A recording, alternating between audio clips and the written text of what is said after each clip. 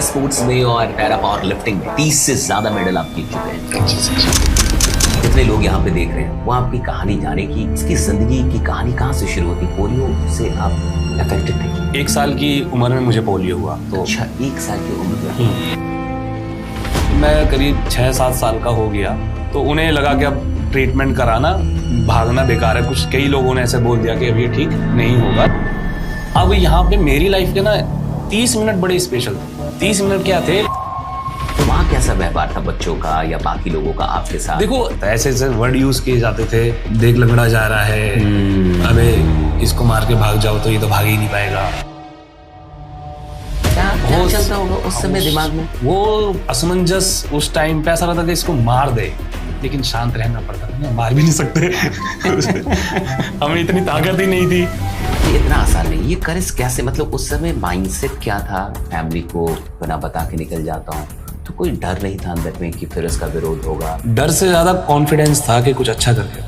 ये कॉन्फिडेंस था। ये कॉन्फिडेंस 17 साल के बाद आप पहुंचे इंटरनेशनल में। जब इंडिया की टी शर्ट पहनी तो इतना ऐसा लगा? प्राउड था सर के, मतलब सारे कपड़े बेकार थे उसके आगे। अचानक नाम बोलता है गुलफाम अहमद, ब्रॉन्ज मेडल। तो वो मेडल जब मैंने पहना और सर्टिफिकेट मिला, मैं बड़ा खुश हुआ। कोई एडवाइस देना चाहेंगे आज के यूथ्स को? बहुत जल्दी डिप्रेस हो जाता है लाइफ में ना। जब भी आप गिरते हो तो वो आपकी डिसेबिलिटी, आपकी कमी गिरती है, और जितनी बार गिरोगे आपकी डिसेबिलिटी गिरती जाएगी। तो यार लाइफ में क्या कुछ भी हो जा रहा है जो जान दो। कितना इंपॉर्टेंट है डिसिप्लिन, सिर्फ खेल में नहीं, जिंदगी में बाकी चीजों में।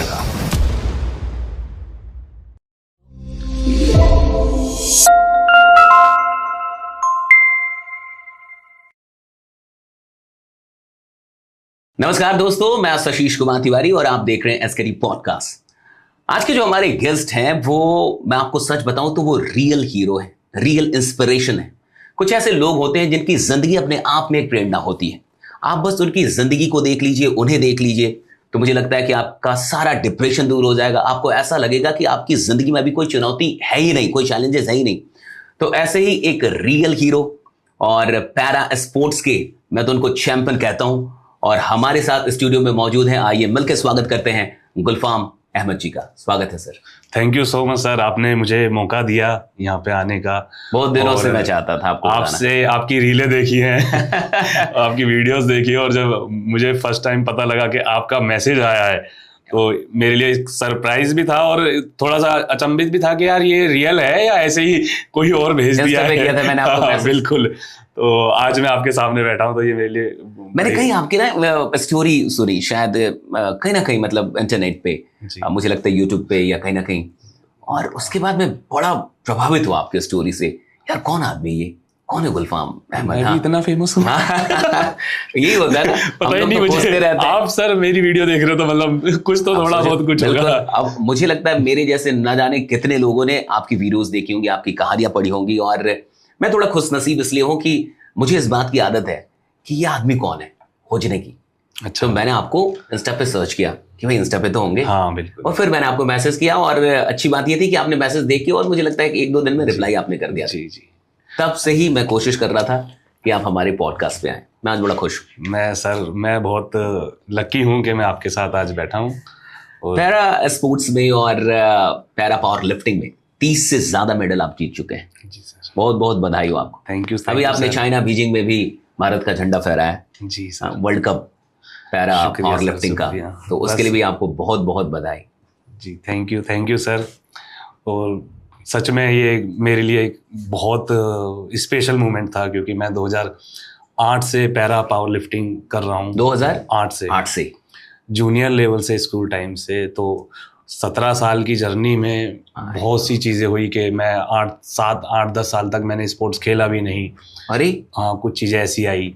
उसके बाद जब पहली बार मुझे भारत को रिप्रेजेंट करने का मौका मिला, तो ये मेरे लिए था कि बस अपना जो भी है जी जान अपना झोंक दो उसमें। उसके पीछे बहुत लोगों की मेहनत थी। मेरे कोच, जहाँ मैं ट्रेनिंग करता हूँ सेंटर की, और बाकी लोग के जो मुझे सपोर्ट मिलता है, तो उन सबका बहुत बड़ा योगदान था। आपकी कहानी से शुरू करें। जी। वही कहानी जिसने मुझे प्रेरित किया और आपको खोजने पे मजबूर किया। मैं चाहूँगा कि आज पूरा देश और कम से कम हमारा जो पूरा सोशल मीडिया का परिवार है, ये जितने लोग यहाँ पे देख रहे हैं, वो आपकी कहानी जाने की गुलफाम अहमद नाम का ये शख्स, इसकी ज़िंदगी की कहानी कहाँ से शुरू होती? पोलियो से आप अफेक्टेड थे? जी, पोलियो पहले मैं गांव में रहता था। ठीक। उत्तर प्रदेश में बिजनौर एक डिस्ट्रिक्ट है। ठीक है। तो वहाँ के अंदर उसमें भी एक छोटा सा गांव महू करके था। तो हम वहाँ रहते थे। फैमिली में हमारे कोई पढ़े लिखे नहीं थे, कोई भी एजुकेट नहीं था। तो सिलाई का काम करते थे पिताजी। ठीक। तो ऐसे ही था। और मुझे जब 1 साल की उम्र में मुझे पोलियो हुआ। तो अच्छा, 1 साल की उम्र में? तो मैं पहले ठीक पैदा था, बिल्कुल सब कुछ अच्छा, हेल्दी बेबी था। और जब पोलियो हुआ तो फिर क्योंकि फैमिली को पता ही नहीं था कि, और पोलियो का उस टाइम पे कोई इलाज भी नहीं था, टीके वगैरह गांव तक शायद नहीं पहुंचते होंगे। ठीक है, नहीं पहुंचे। और फैमिली एजुकेट नहीं थी तो उनको ये पता नहीं था, अवेयरनेस नहीं थी। पोलियो मेरे को हो गया और फिर उसके बाद घर वालों ने तो, माँ बाप तो बहुत कोशिश करते हैं ना कि हमारा बेटा ठीक हो जाए किसी तरह से। तो पिताजी दिल्ली में काम करते थे सिलाई का, और वो बीच बीच में मुझे ले जाते थे जहाँ भी पता लगता था ट्रीटमेंट हो जाए। किसी बाबा ने बता दिया वहाँ चले गए, कोई आयुर्वेदिक दवाइयाँ करवा ली। वो मुझे कंधे पे लेके पता नहीं कहाँ कहाँ उन्होंने बहुत संघर्ष किया, उन्होंने कई साल। फिर जब मैं करीब 6-7 साल का हो गया तो उन्हें लगा कि अब ट्रीटमेंट कराना, भागना बेकार है। कुछ कई लोगों ने ऐसे बोल दिया कि अब ये ठीक नहीं होगा, ये ऐसे ही इसका जीवन चलेगा। अब फैमिली में एक डिसेबल्ड पर्सन होना, और वो भी जहाँ फैमिली में कोई पढ़ा लिखा नहीं है ज़्यादा, और कोई फाइनेंशियली फैमिली स्ट्रांग नहीं है, तो सबसे पहले फैमिली के दिमाग में एक बात आती है कि इसकी ज़िंदगी कैसे कटेगी। मेरे से बड़े 4 भाई, चिंता का विषय हो जाता है ये पूरा। मतलब एक होता है कि फैमिली में बच्चा खुशी का विषय होता है, मैं चिंता का विषय हो गया था। तो चिंता ये थी कि इसका घर कैसे चलेगा, इसका पेट कैसे भरेगा, कैसे चलेगी। तो मेरे लिए बड़ी एडवाइस आती थी, या मुझे कई बार जो कार चौक की कढ़ाई होती है उनके कारखाने में बिठा दिया गया कि अब मैं बैठे बैठे कुछ सिलाई का काम कर लूँ, जिससे हुनर, कुछ हाथ का हुनर आ जाए। वो मेरे लिए अच्छा सोच रहे थे कि मैं बड़ा होके, तो उनकी जगह वो ठीक थे फैमिली वाले, बिल्कुल। अब जैसे जैसे मैं बड़ा हुआ, 5-6 साल मेरी स्कूलिंग स्टार्ट नहीं हुआ, क्योंकि फैमिली में एजुकेशन की वैल्यू नहीं पता थी। और ऐसे भी लगता होगा कि पढ़ा के करना क्या है इनका, नहीं मतलब उनको लगता था कि हैंडीकैप है तो ये स्कूल जाएगा कैसे ना। अच्छा, हाँ, कैसे, कौन लेके जाएगा।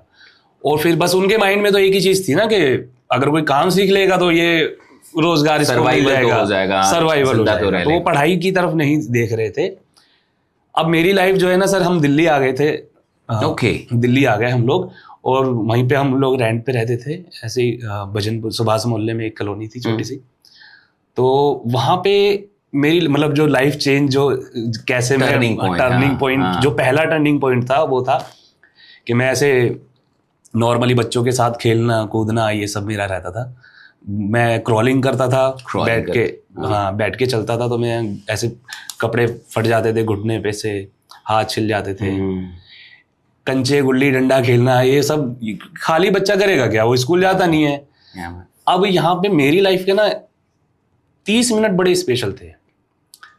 30 मिनट क्या थे, जहाँ मेरा घर था उसके जस्ट वॉकिंग डिस्टेंस पे ही 20-30 मीटर की दूरी पे एक प्राइवेट स्कूल था।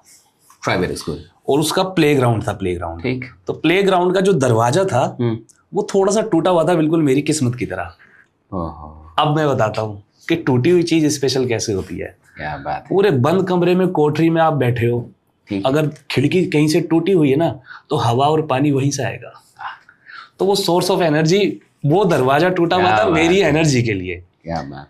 मैं डेली जब ब्रेक टाइम होता ना स्कूल का, उस दरवाजे के पास जाके बैठ जाता, और जो अंदर बच्चे मुझे दिखते, उन्हें देख के बड़ा खुश होता है, बड़ा मोटिवेट होता है एकदम, क्या अच्छे कपड़े पहने हुए, वो कुछ बैग वैग लेके जाते थे, टॉफी चॉकलेट जो भी उनके घर वाले टिफिन वगैरह भेजते थे वो खाते थे।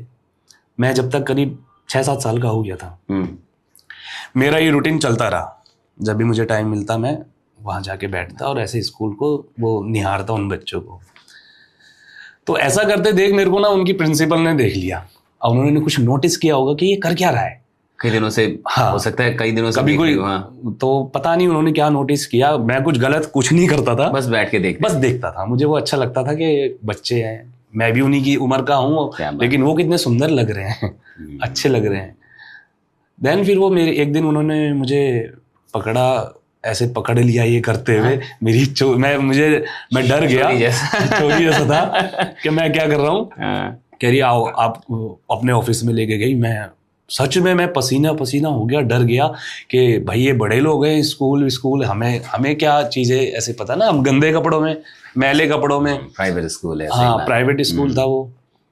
तो उन्होंने मेरे से एक ही बात पूछी कि क्या देख रहे थे। मैंने कहा नहीं मैं कुछ नहीं देख रहा था, मैं कुछ नहीं कर रहा था मैडम जी, आंटी जी मैं कुछ नहीं कर रहा था। ऐसे मैं घबराहट के बोला, लगा कि कुछ गलत। हाँ फिर उन्होंने बोला कि तुम स्कूल में जाओगे। वो जो स्माइल आई मेरे चेहरे पे, मैंने कहा मैम आंटी जी हो जाएगा, मैं तो आंटी जी बोल रहा था उनको। मैंने कहा आंटी जी हो जाएगा तो मैं आ जाऊंगा। तो फिर उन्होंने मेरी फैमिली से बात की। हाँ और उन्होंने किसी तरह मेरा फीस में कंसेशन किया कुछ, क्योंकि मेरी फैमिली वो प्राइवेट स्कूल की फीस अफोर्ड नहीं कर सकती थी। तो फिर उन्होंने वो मेरा वहाँ पे एडमिशन करा दिया। देखो ऐसे लोग भी हैं ना, हाँ देखो इस दुनिया में, कि उन्होंने वहाँ से मेरी ये था कि अब जब स्कूल मैंने पढ़ना चालू किया तो लगा कि अब कुछ अच्छा हो रहा है, जाना शुरू कर दिया। मैं पढ़ाई में अच्छा नहीं था, लेकिन हाँ मुझे स्कूल पसंद था। ऐसे नहीं कहूँगा कि मैं टॉपर था स्टडी में, बट ये है कि हाँ मुझे फैक्ट्री में ना बैठना पड़े, उससे बेटर स्कूल है। तो मुझे ये लगता था किसी चीज को दूर से निहारना, कई दिनों तक वो चीज आपको उसका हिस्सा बनना, वो मेरे लिए सच होने जैसा। हाँ बिल्कुल। यहाँ ये था कि मैं कैसे एक पॉजिटिव चीजों की तरफ, मैं एजुकेशन जो स्कूल ने हेल्प की आपके माइंडसेट को शेप करने में। हाँ ऑब्वियस सी बात है। मेरी वहाँ कैसा व्यवहार था बच्चों का या बाकी लोगों का आपके साथ? देखो एज ए पर्सन भी डिसेबल्ड ना, कोई भी इंसान है तो उसको ये चीजें ट्रोल होती हैं बचपन में, थोड़ा सा नहीं बहुत होती है। ओके। वो अभी लोग फैमिली और एजुकेट हो गए हैं तो वो अपने बच्चों को समझाते हैं, पहले से नहीं था। ऐसे ऐसे वर्ड यूज किए जाते थे, देख लंगड़ा जा रहा है, अबे इसको मार के भाग जाओ तो ये तो भाग ही नहीं पाएगा। क्या चलता होगा उस समय दिमाग में? वो असमंजस उस टाइम पे ऐसा रहता कि इसको मार दे, लेकिन शांत रहना पड़ता था ना, मार भी नहीं सकते हमें इतनी ताकत ही नहीं थी। अब कोई मार के भाग गया तो मैं तो भाग ही नहीं सकता। Oh my God. तो मजबूरी में अब लड़ तो सकते ही नहीं है, तो चुपचाप एक्सेप्ट कर लो। लेकिन उस टाइम पे दिमाग में बहुत सी असमंजस ऐसी होती थी कि निचोड़ के रख देती थी। मतलब आप 8 साल के बच्चे को कैसे राजी किया कि मैं स्कूल जाऊंगा? बस उनको लगा कि ठीक है पढ़ लेगा तो कुछ बन जाएगा, काम वाम तो सिखा ही रहे हैं इसे। अच्छा, पढ़ लेगा तो सिखा ही रहे हैं। हाँ अगर पढ़ लेगा तो कुछ क्या पता कहीं जॉब वॉब कर ले। तो उन्होंने भी हाँ कर दिया। तो ये स्पोर्ट्स में आने की शुरुआत कब हुई आपकी? मतलब कैसे लगा कि मतलब नहीं खेलना है? स्पोर्ट्स कहाँ से शुरुआत हुई है? हाँ बिल्कुल, पावर लिफ्टिंग तो बाद में आई होगी मुझे जहाँ तक लगता है। तो वो शुरुआती मोमेंट क्या था? कहाँ से आप स्पोर्ट्स के लिए अट्रैक्ट हुए? जब मैं स्कूल जाने लगा और मैं थोड़ा सा टीन एज में आ गया ना, तो मैं टीन एज में आया तो फिर मैं हाथों से चलता था मैं ज्यादातर उस समय तक। हाँ तो मैं हाथों से नीचे रगड़ के चलता था, तो मेरे मसल्स बन रहे थे अपने आप। अभी भी बहुत है। हाँ, अभी तो मैं प्रॉपर करता हूँ मतलब उस टाइम पे बच्चा 14-15 साल का कोई सब कुछ तो हाथ कर रहा है, सारे काम हाथ से ही करने हैं पूरे दिन। सीढ़ी चढ़ना है तो हाथ से चढ़ना है, उतरना है तो हाथों पे ही उल्टे उतरना है, और चलना भी हाथों से ही है। तो अभी तो मसल्स के नाम पता है, पहले तो कुछ भी नहीं पता था। सब शोल्डर, बाइसेप्स, बैक सब मस्कुलर हो रखे थे। उस दौर में हाथों पे चलने वाले उस दौर ने भी हाथों को बहुत मजबूत किया है। बहुत मतलब मैं ऐसे 4-5 फुट की हाइट से हाथों पे जंप कर जाता था इजीली।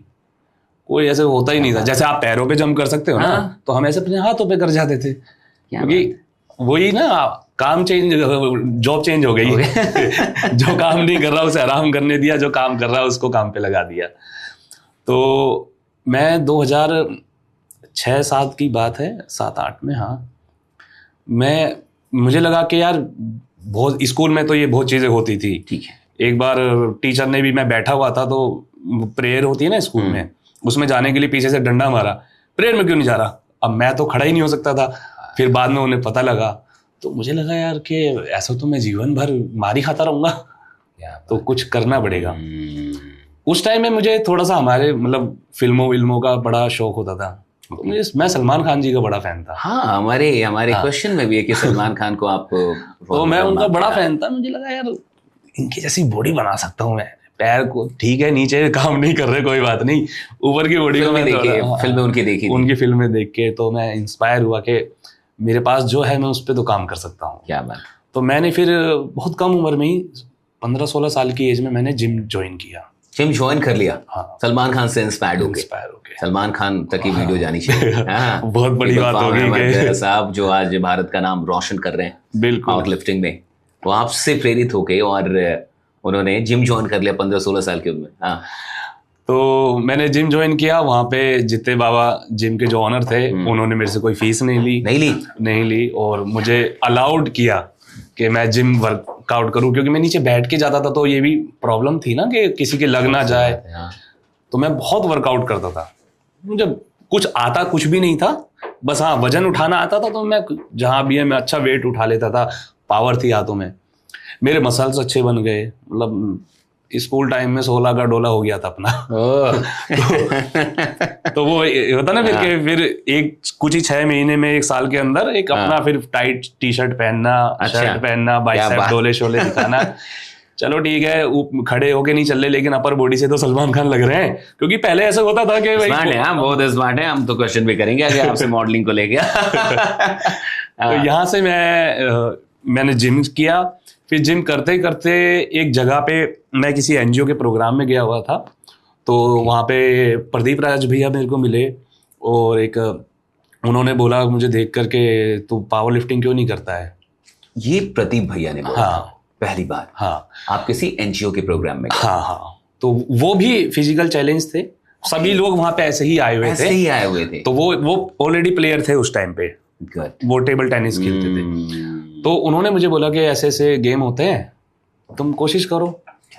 अब मुझे एक रास्ता दिख गया। मैंने कहा यार ये होता है ये गेम, क्या बात है। मैंने कहा यार गेम होता है, मेडल जीतेंगे तो नाम होगा। मैंने कहा मेरा नाम जो अभी सोसाइटी ने डिसेबल रखा हुआ है, मैं नेशनल मेडलिस्ट कहलाऊंगा। मतलब मैं मेडल आएगा तो कुछ तो आएगा। तो मेरे घर से दूर एक सर थे, भूपेंद्र धवन सर। फिर मैं वो पावर लिफ्टिंग की दिल्ली की टीम को यहाँ से भेजते थे, मैं उनके पास गया। आप चले गए उनके पास? हाँ बिल्कुल चला गया, पता कर लिया कि कौन है सब कुछ। हाँ, उनसे मैंने इन्फॉर्मेशन लेके मैं पहुंच गया। तो मैं जो वर्कआउट करता था फिर उन्होंने थोड़ा सा मुझे बेंच की नॉलेज दी। और फिर मैं 2008 में जब तक आपने पहली बार जब मिले उनसे? मैं तो बस मुझे कुछ पता ही नहीं था। हाँ। मुझे ऐसे होता ना कि क्या होता है ये पैरा स्पोर्ट्स, ये सब चीजें नहीं मालूम नहीं था। हाँ। बस गया कि हाँ मुझे भी खेलना है, बस इतना बस बोला कि मुझे भी खेलना। उन्होंने ठीक है, उन्होंने बेंच चेक कराई तो ठीक ठाक 70-80 किलो मैंने उस टाइम पे उठा लिया। और मेरा बॉडी वेट ही 35-36 किलो था जब। हाँ, तो बहुत बड़ी बात। हाँ, उस हिसाब से वो उतना लिफ्ट ठीक था। तो उन्होंने, एज भी मेरी कम थी, तो उन्होंने मेरी एंट्री सिलेक्शन कर लिया। अब यहाँ पे प्रॉब्लम क्या आई, घर वालों ने जैसे तैसे तो मुझे पढ़ाई में डाला। ठीक, हाँ, वो मैम आई, प्रिंसिपल मैम आई, उन्होंने समझाया। अब मैं यहाँ आ गया 11th क्लास में, जब ये 2008 में। ठीक, बोर्ड के एग्जाम देके पास करके 11th में आ गया और 12th की प्रिपरेशन चल रही थी। अब यहाँ मैं नेशनल के लिए हो गया सिलेक्ट, हो गया ट्रायल देके। अब मेरे कितने महीने में ये हो गया था सिलेक्शन? मतलब मैं उनके पास करीब 3-4 महीने गया ट्रेनिंग के लिए। और फिर जैसे ही नेशनल होने वाला था, तो पहले स्टेट चैंपियनशिप नहीं होती थी। तो फेडरेशन अवेयरनेस इतनी नहीं थी, लोग भी नहीं थे, सीधे नहीं। तो उन्होंने ट्रायल कराया और उन्हें लगा कि मैं कुछ तो ठीक है, भेजना चाहिए। क्या बात है। उन्होंने मुझे भेजा। और जब मैंने घर पे ये बात बताई कि जी मेरा सिलेक्शन हो गया है, मुझे जाना है, जा रहा हूँ, लेकिन नहीं, घर की तरफ से नहीं, क्या है ये फालतू का गेम वेम, पढ़ाई पे ध्यान दो, अरे ये करो। घर वालों को नहीं पता ना क्या गेम खेलने जा रहा है। अब मेरे अंदर दिमाग में ये चल रहा है कि यार गेम खेलना, नेशनल मेडल आया तो इस दिन का इंतजार कर रहा था, कब से मेरी पहचान बनेगी। हाँ। कुछ पहचान बनेगी। अभी तक तो फिर वही चल रहा था। मैंने कहा ठीक है, कुछ ना कुछ तो करना पड़ेगा। उस टाइम पे मैं थोड़ा बहुत सिलाई विलाई का काम करके कुछ पैसे पॉकेट मनी निकाल लेता था। अच्छा, सिलाई भी जारी कर दिया था तब तक आपने? हमारी सिलाई की फैक्ट्री थी, तो मैं ऑल्ट्रेशन करता था कपड़ों में। गुड। कोई पैंट फट गई है, पढ़ाई के साथ साथ ये भी कर लेते थे? फैक्ट्री में तो मैं हमेशा काम करता ही था, पढ़ाई के साथ साथ।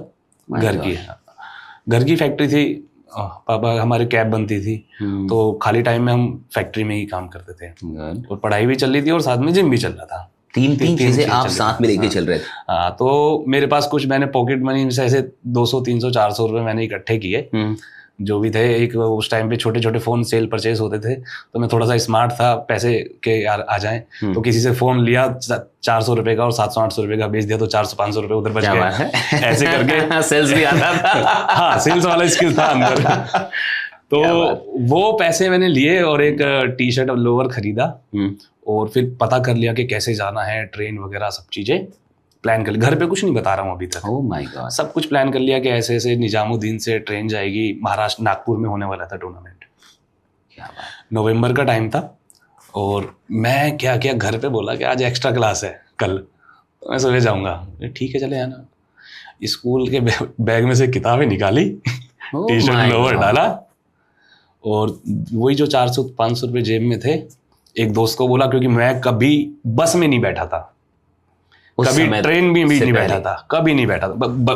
फैमिली ने, मम्मी पापा ने कभी ऐसे लेके गए होंगे तो वो अलग बात है। हाँ, वो हाँ, लेकिन मैं खुद से नहीं गया। दिल्ली लेके आए, वो साथ में लेके आए। हाँ। अब मेरे लिए बड़ा टास्क था, क्योंकि मैं बैठ के चलता था, व्हील चेयर मेरे पास नहीं थी। तो मैं एक दोस्त को सेट किया कि यार सुबह ऐसे ऐसे ट्रेन है, इतने बजे, ये गाड़ी का नंबर है, और तू मुझे छोड़ कर आएगा। तो उसकी एक्टिवा मैंने तेल डलवाया 100 रुपए का। तेल भी खुद डलवाया? सब वो क्यों जाएगा ना, पहले लोग दोस्त होते थे, लेकिन यार पैसे कौन खर्च करेगा ना। तो उसको मैंने लालच दिया कि 50 रुपए में आना जाना जाएगा, मैं 100 का डलवाऊंगा, तो लेकिन मुझे टाइम पे मिल जाइए हो। क्या तो मैं अपनी ट्राईसाइकिल, पहले वो ट्राईसाइकिल चलाता था, उससे उसके घर गया, वहां से फिर उसने मुझे रेलवे स्टेशन ड्रॉप किया। अब मैं देख रहा हूँ कि गोल्डन टेम्पल एक ट्रेन थी, नागपुर होते हुए जाती थी वो। ठीक। तो मैं देख रहा हूं कि जैसे ही मैं पहुंचा, तो ट्रेन ने अपना रेंगना स्टार्ट कर दिया। मेरे दोस्त भी दिख गए उसमें मुझे। मैंने कहा यार ये तो जा रही है। मैं फटाफट स्टेज से उतरा, तो उन्होंने कोशिश करी चैन खींचने की, पता नहीं खींची नहीं या खींची, बट हाँ मैं बहुत एक्टिव था, मतलब मंकी टाइप की बॉडी थी, इतना ऐसे एक्टिव था। और पकड़ा, वो जो डंडा होता है ना, हैंड पकड़ लिया, वो पकड़ा, एक तरफ से मैंने ऐसे उचक के डंडा पकड़ा, और जाके बस सीधा ट्रेन में। अब घर वालों को कुछ नहीं पता, घर वाले जानते एक्स्ट्रा क्लास गया है। तो मैं अगले दिन मैंने नागपुर पहुंच के उन्हें कॉल किया कि मैं ऐसे ऐसे खेलने आया हूं, तो बहुत नाराज हुए। ये जो करेज है, मैं बीच में रोक रहा हूँ आपको, ये इतना आसान नहीं। ये करेज कैसे, मतलब उस समय माइंडसेट क्या था, मन में क्या चल रहा था कि बिना बताए फैमिली को बिना बता के निकल जाता हूँ? तो कोई डर नहीं था अंदर में कि फिर इसका विरोध होगा या फिर इसके आगे परिणाम क्या होंगे? डर से ज्यादा कॉन्फिडेंस था कि कुछ अच्छा करके आऊंगा। ये कॉन्फिडेंस था कि कुछ अच्छा करके आऊंगा, उन्हें जवाब अपने काम से दूंगा। ये बहुत बड़ी बात आप बोल रहे हैं, यानी कॉन्फिडेंस से ये हौसला मिलता है कि कुछ चीजों का विरोध करके भी आदमी आगे बढ़ जाए। हाँ, तो मैं खेला, कंपटीशन खेला, हाँ। मैं वहाँ खेला, मैं सब कुछ नया मेरे लिए। घर वाले को कब पता चला? अगले दिन मैंने ये बता दिया कि मैं जा रहा हूँ नागपुर, तो फिर बस दोस्त के फोन से पकड़ के बताया। हाँ। और पहले थोड़ी ना बताता, आ जाते लेने तो फिर मेरा टूर्नामेंट छूट जाता। तो मैंने उन्हें बता दिया, और फिर जब टूर्नामेंट चल रहा है, नाराज हुए? ऑब्वियस सी बात है, वो तो नाराज होना ही था उनको। मैं स्कूल छोड़ के गेम खेलने जा रहा हूँ, तो थोड़ी ना वो खुश होंगे। मेरे लिए फर्स्ट टाइम था, नेशनल चैंपियनशिप थी 2008, 28 नवंबर 2008, 28 नवंबर का महीना था। नागपुर में किसी कोई ऑडिटोरियम होगा, हाँ, छोटा सा था कुछ, वहाँ पे टूर्नामेंट चल रहा था। तो पीछे ग्रीन रूम से हम लोग एथलीट आते थे, और लिफ्ट, आपका नाम बोलता था, फिर आप लिफ्ट लगा के 3 अटैम्प्ट मिलते थे। ओके। तो 3 अटैम्प्ट में मेरे लिए फर्स्ट टाइम था कि कब स्टार्ट करना है, नीचे होल्ड करना है, फिर पुश करना है, मुझे कुछ पता ही नहीं था। तो मेरे से पहले जो बॉडी वेट कैटेगरी का जो टूर्नामेंट चल रहा था, मैं उनको देख रहा हूँ, भाई ये क्या कर रहे हैं कि अच्छा ऐसे हो रहा है, ऐसे हो रहा है। मैं क्विक लर्न उसको कर रहा था कि जितना ज्यादा मैं सीख लूँ उतना बेहतर है। 3 अटैम्प्ट में से मैंने 2 पास किए, 1 फेल हो गया। ओके। अब मुझे नहीं पता कि मैंने 85 kg पास हुआ मेरा, ट्राई मैंने 95 तक किया था लगभग, लेकिन वो फेल हो गया। अब हम आगे बैठ गए, अब सारा टूर्नामेंट हो गया, सबको मेडल पहनाए जा रहे हैं, मैं ऐसे भीड़ में बैठा हूँ, हम सब लोग दिल्ली की टीम के साथ। तो अचानक नाम बोलता है गुलफाम अहमद, ब्रॉन्ज मेडल है। मैं तो तालियां बजा रहा हूँ, मुझे कोई और होगा, मुझे अपना नाम सुना ही नहीं, बैठा हुआ हूँ। 2 बार बोले, तीसरी बार बोले, साथ के दोस्त ने लात मारी, अबे साले जाता क्यों नहीं है? ओह माय गॉड, क्या तेरा नाम बोला है? मेरा का मेडल कहाँ से आ गया? कह रहे तेरा नाम है तो जूनियर में तेरा ब्रॉन्ज लगा है। मैं एज कम थी, मुझे नहीं पता था सीनियर जूनियर क्या होता है, मैं तो ये भी नहीं पता था, कुछ नहीं पता था, बस परफॉर्म किया, आगे बैठ गए, ताली बजा रहे हैं सबके लिए। तो वो मेडल जब मैंने पहना और सर्टिफिकेट मिला, मैं बड़ा खुश हुआ, बहुत खुश। पहला ही गेम मेडल मिल गया, नेशनल मेडलिस्ट हो गए। कहाँ लोग हो गया वो, डिसेबल से नेशनल बनने का जो एक वो हो गया।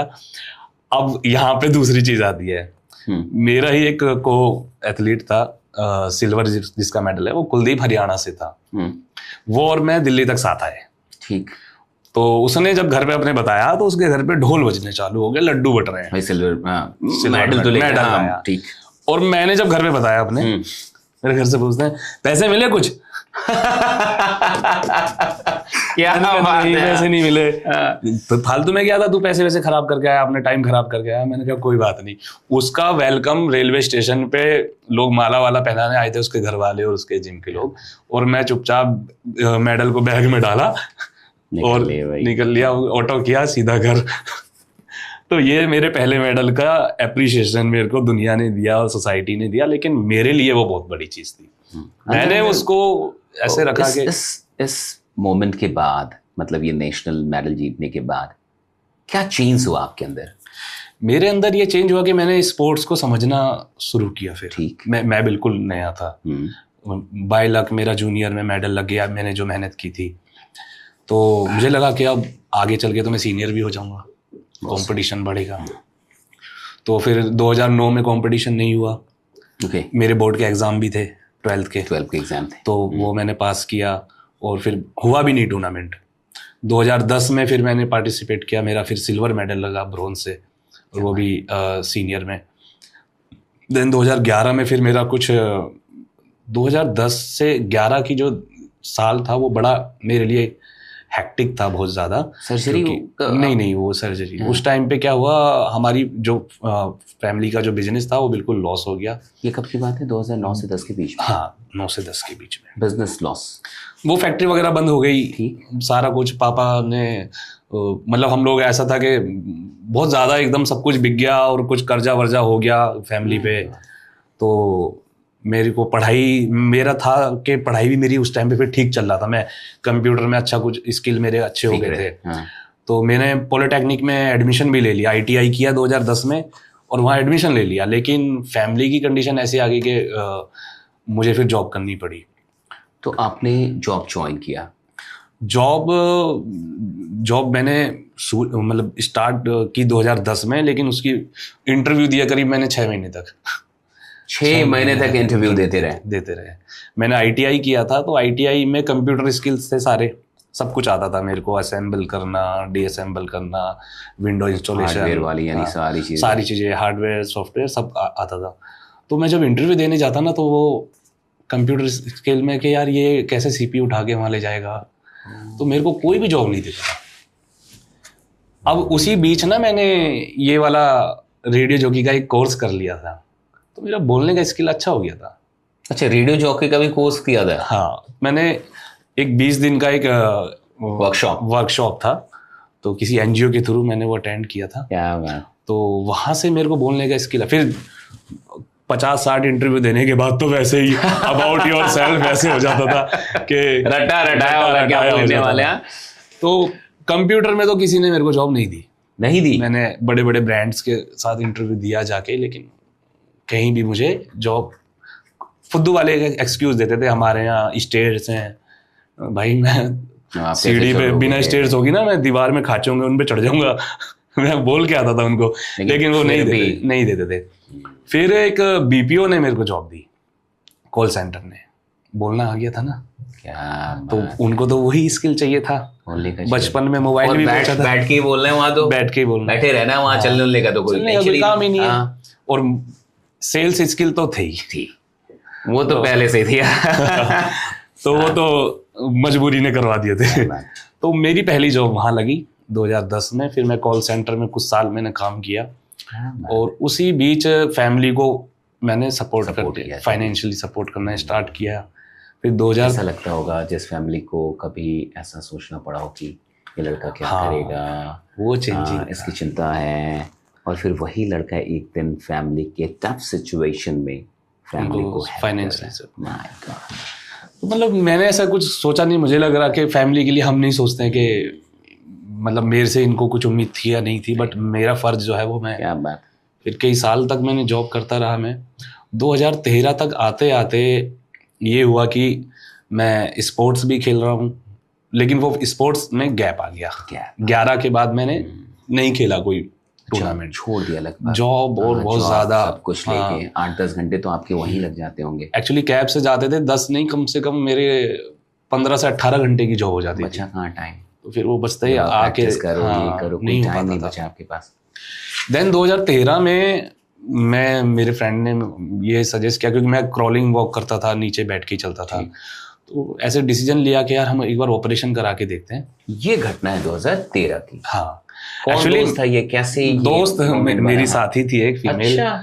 तो उनके साथ था मेरा कुछ अच्छा बॉन्ड था। क्या बात है। तो उन्हें लगा कि मैं ग्रो कर सकता हूँ अगर मैं ऑपरेशन हो जाए तो मेरा, मैं देखने में थोड़ा ठीक ठाक था, मसल्स अच्छे थे, तो कि अगर खड़ा होके चलूँ तो मैं और ज़्यादा मतलब मेरी पर्सनैलिटी में इम्प्रूवमेंट आएगा। तो हम लोगों ने डॉक्टर से डिस्कस किया, सब कुछ किया। क्या अब डॉक्टर ने मुझे बोला कि भाई 1 साल लगेगा। किस चीज़ में? ऑपरेशन होने में। मेरे हिप ऐसे बॉन्ड हो गए थे, ये हिप है तो ये इतना बॉन्ड हो गया, तो मैं स्ट्रेट तो हो ही नहीं सकता।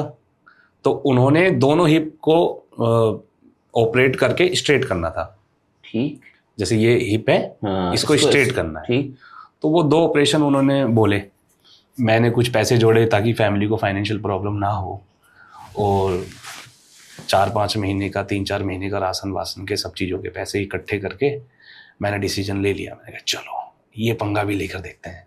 इसमें मैं पर्सनल एक क्वेश्चन कर रहा हूँ, डर नहीं लगता है इसमें, जैसे ऑपरेशन से नॉल? सर डर उस समय कैसा चलता है, माइंड में क्या चलता है? जब लाइफ बिल्कुल स्मूथ चल रही थी, वही तो, सब कुछ सब बढ़िया चल रहा था। जॉब सब कुछ हैंडल कर ही रहे थे, सारी चीजें कुछ कर ही रहा था, जॉब उसमें कर ही ले रहे हैं, पैसा कमा ही ले रहे हैं। तो स्मूथ नहीं चलनी चाहिए लाइफ। उथल पुथल होती रहनी चाहिए सर। देखो पानी रुका रहे तो फिर वो सड़ जाता है ना। क्या बात। चलते हुए झरने से ऑपरेशन को भी एक चैलेंज की तरह लिया कि लेट्स सी दिस। मैं एडमिट हुआ, मेरा पहला ऑपरेशन करीब 5-6 घंटे चला। बड़ा ऑपरेशन था, मेरे स्टेचेस भी बहुत सारे आए थे। 2-3 लोगों ने मना भी किया होगा। बहुत लोगों ने मना किया, सिर्फ मेरी दोस्त और मेरी मम्मी ने बोला कि चल करवा ले तू, जैसा भी होगा देखा जाएगा। बाकी सब लोगों ने लगभग सबने कहा कि यार 24 साल का तू हो गया है अभी, अब क्या इतनी जिंदगी और काट लेगा। मैंने कहा नहीं यार, मैं 24 साल का भी जवान हूँ, अभी तो मेरे को और जीना है, अभी तो और जीना है। मैंने कहा इसको अच्छे से जिएंगे अभी, और पंगे लेके जिएंगे। व्हील चेयर पे वैसे तो मैं चल ही रहा हूँ, पैर तो ऑलरेडी काम नहीं कर रहे हैं। ऑपरेशन से ज्यादा क्या होगा, काटने पड़ जाएंगे, बहुत ज्यादा से ज्यादा यही होगा। सारे काम हाथों से करता हूँ, आगे भी करता रहूंगा। क्या बात। अगर ये खड़े हो गया इन पे तो मैं ठीक हो जाएगा। तो मेरे 2 ऑपरेशन हुए, और ऑपरेशन अच्छे हुए। करीब 1.5 महीना मैं हॉस्पिटल में एडमिट रहा। अब डॉक्टर ने बोला था साल भर लगेगा रिहैब में, सब चीज़ों में, और मेरे ऊपर थी बहुत सारी जिम्मेदारियां, क्योंकि 1.5-2 महीने के अंदर जो सेविंग की थी वो डाउन हो गई, खत्म हो गई, और इलाज में लग रहे हैं, हॉस्पिटल में लग रहे हैं। वैसे तो ऑपरेशन सब फ्री था मेरा वो। हाँ, ये अच्छा हुआ कि पोलियो का डॉक्टर मैथ्यू वर्गेस, ये सेंट स्टीफन हॉस्पिटल है दिल्ली में, तो वहाँ ट्रीटमेंट, वो पोलियो का, अगर कोई भी जाना चाहे तो मैं बोलना चाहूँगा कि पोलियो का ट्रीटमेंट वहाँ बिल्कुल फ्री होता है। आप कभी भी जाइए और अपना आपका बस असेसमेंट वो करेंगे, उसके बाद आपको डेट मिल जाएगी। तो वो मेरे को वहाँ फ़ायदा हुआ। ऑपरेशन होने के बाद जो फिजियो वगैरह जो एक्सरसाइज कराते थे, तो मेरे एक नी का भी उन्होंने ऑपरेशन बोला था। मेरा नी थोड़ा सा बैंड था, तो लेकिन उन्होंने ये बोला कि अगर आप इसको एक्सरसाइज करोगे फिजियो से तो हो सकता है ठीक, बिना ऑपरेशन के भी सीधा हो जाएगा। तो मैंने क्या किया, वो कराते थे 10 मिनट एक्सरसाइज, आके वो तो फिजियो चला जाते थे, आधा घंटा 10 मिनट, मैं उस एक्सरसाइज को दिन में कम से कम नहीं तो 20-25 बार रिपीट करता था, पूरे दिन लगा रहता था। जुनून था ठीक होना, पुशअप करता था। फिर उन्होंने घर भेज दिया मुझे कि अब बाकी का रिहैब घर चलेगा। अब मैंने कह रहे आप 1-2 बार महीने में, 1-1.5 महीने के बाद दिखा जाना। मैंने कहा अब मैं आऊँगा तो दिखाने नहीं आऊँगा, बीमारी दिखाने नहीं आऊँगा, खुद को दिखाने। क्या बात है। रिहैब मैंने सीख लिया था सारा। मैंने खूब रिहैब किया, खूब अच्छे से एक्सरसाइज करी, और मतलब मुझे भी बिलीव नहीं था 3 महीने में मैं अपने पैरों पे कैलीपर और क्रचेस के साथ खड़ा हो गया था। क्या दैट मोमेंट वाज के मम्मी के फेस पे जो स्माइल थी ना, क्या मतलब मैंने भी कर दिखाया तो मुझे लगा कि यार पंगा ले हो तो यार फिर कुछ ना कुछ तो अच्छा होता ही है। मैं खड़ा होके चलने लगा, यहाँ पे लाइफ चेंज हुई। इससे क्या मिला, मतलब इससे इंटरनल कुछ कॉन्फिडेंस या चीजें कुछ बदली अंदर? बहुत चीजें मेरी नॉर्मल लाइफ में मैंने जो 2.5 फुट की हाइट से जिया था, ऊपर देखा ही नहीं कभी, और मैं फिर लोगों से खड़ा होकर नजरें मिला के बात करता था, वो कॉन्फिडेंस बहुत हाई बदल जाता है। बहुत कुछ। मैं अपने ऑफिस में जब दोबारा ज्वाइन किया मैंने 3 महीने बाद, 3 महीने में मेरा ऑपरेशन भी हो गया, रिहैब भी हो गया, मैं वापस ऑफिस आ गया। क्या बात। मैं लोगों को, अपने बॉस को मॉर्निंग ग्रीटिंग कर रहा हूँ, गुड मॉर्निंग सर, वो ऐसे निकल गए, गुड मॉर्निंग। अरे वो गुड मॉर्निंग का जवाब ऐसे देते थे पहले आज ये कोई ऐसे अरे गुलफाम तू, तो वो चीज चेंज हुई कि यार ये तो बहुत अच्छा हुआ, कैसे किया। तो वो लोग भी बहुत इंस्पायर हुए, और मुझे तो करना ही था। यहाँ मेरा स्पोर्ट्स बिल्कुल स्टॉप था, यहाँ तक स्पोर्ट्स से अभी नाता क्योंकि जॉब फिर ऑपरेशन वाला ये। तो इस बीच में क्योंकि मेरी पर्सनैलिटी निखर गई, बहुत ज्यादा निखर गई। जब मतलब मैं खुद को देखने लगा कि यार मैं तो यार बड़ा हैंडसम पर्सनैलिटी, अच्छे ठीक ठाक है।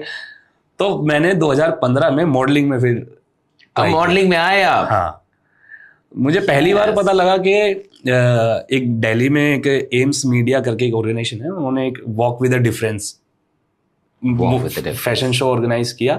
मैंने ऑडिशन दिया और मैं उसमें सिलेक्ट हो गया। That's great.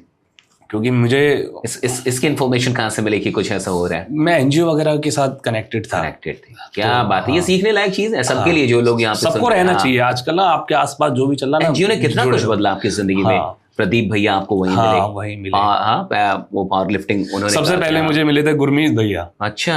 उन्होंने अपनी एनजीओ से जोड़ा, उसके बाद में एनजीओ की एक्टिविटी में इन्वॉल्व हुआ। दूसरे प्रदीप भैया मिले, जिम में कर ही रहा था ऑलरेडी। गुरमीत भैया, प्रदीप भैया, दोनों को बहुत बहुत शुक्रिया। देखें अगर इस पॉडकास्ट को तो। हाँ, तो फिर वहां से मैं पहुंचा, मैंने वो पार्टिसिपेट किया, मेरे फोटोशूट हुए अच्छे खासे, रैंप वॉक किया मैंने खड़े होके। तो वो फोटो मैंने सोशल मीडिया पे डाले, हम भी दिखा देंगे, अभी बिल्कुल अभी ये फोटो आ रही होगी तो उसके बाद फिर मैंने मुझे पता लगा कि मुंबई में mister and miss wheelchair India organize हो रहा है। क्या बात। और मैंने कहा, लेकिन जब सोशल मीडिया पे ज्यादा कुछ नहीं था वो सब में है, तो मुझे पता लगा, तो उन्होंने बोला कि अपना फोटो शूट करा के मेल कर दो फोटो। मैं कांटेक्ट किया, मैं अच्छे से किसी का अच्छा फोन लिया, कपड़े वपड़े कुछ अरेंज किए इधर उधर से, और फोटो खींच के भेज दिया। मैं सेलेक्ट भी हो गया। क्या बात। अब वहां मैं गया मुंबई। भाई मुंबई बड़ा शहर, फर्स्ट टाइम। ये सारी चीजें, ये एक्सपेंसेस खुद देखने पड़ते होंगे, ये सब मैं जॉब के साथ कर रहा था, इसमें मुझे कोई सपोर्ट नहीं था। मेरा मैनेजमेंट अच्छा था, अगर मैं 10,000 कमाता था तो उसमें से मैं बचा लेता था।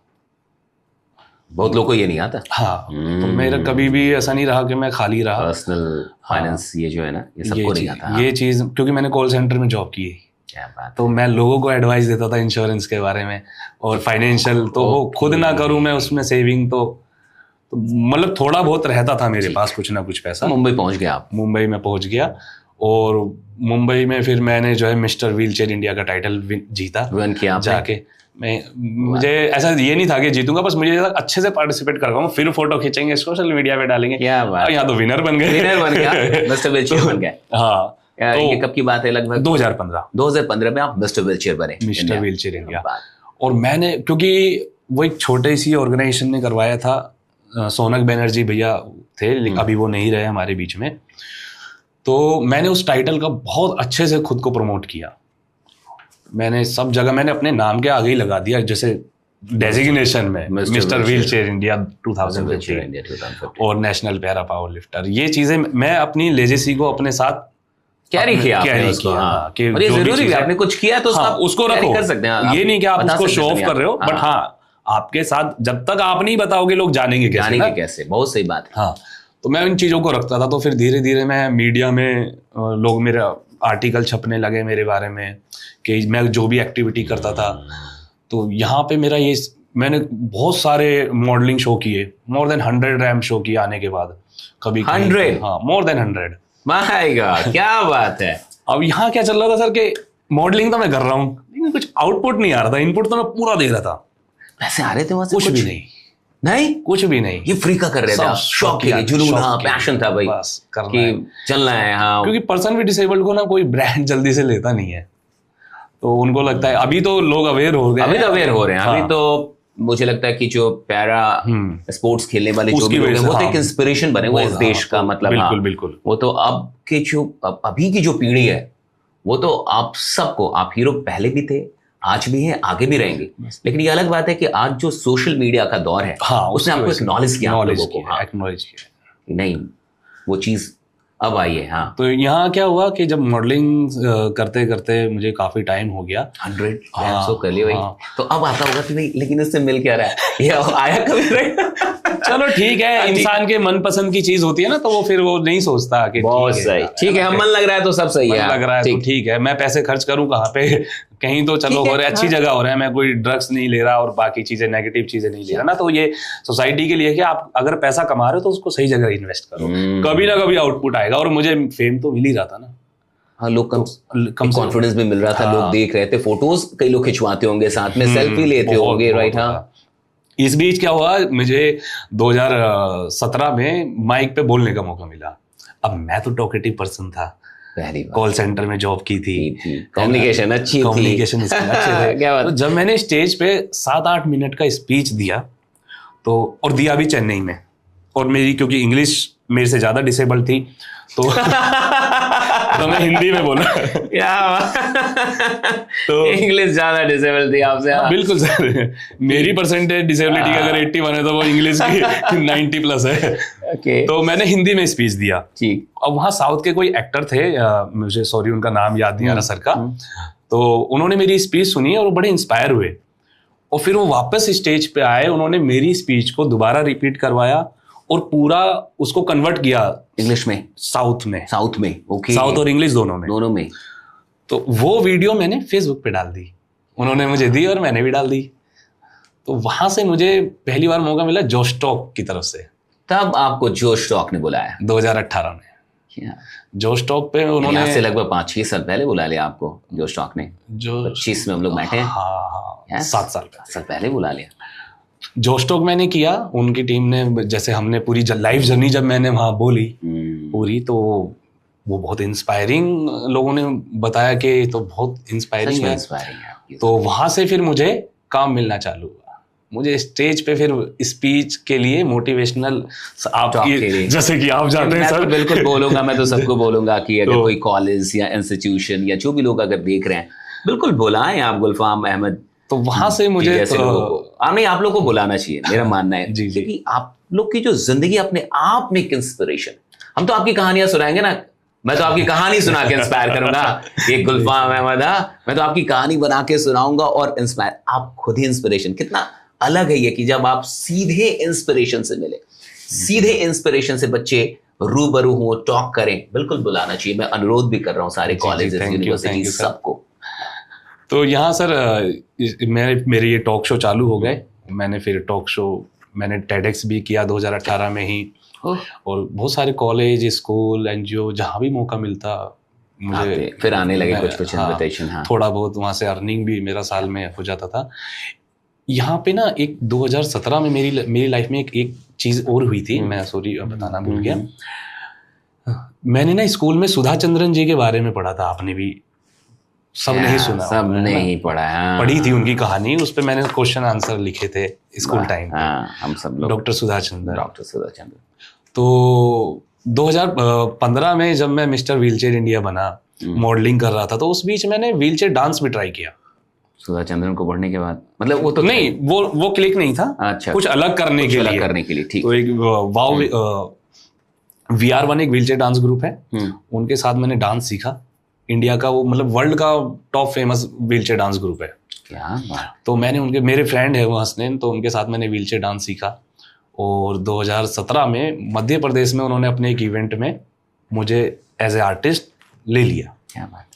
और मेरे लिए बहुत बड़ी बात थी कि भाई सुधा चंद्रन जी भी सेम स्टेज पे परफॉर्म कर रहे थे और मैं भी कर रहा था। तो मैं यार कभी किताबों में पढ़ा और मैं उनसे मिला तो वो बहुत मतलब मुझे लगा कि हाँ यार, आप कोशिश अच्छी करो तो फिर बहुत अच्छा होता है।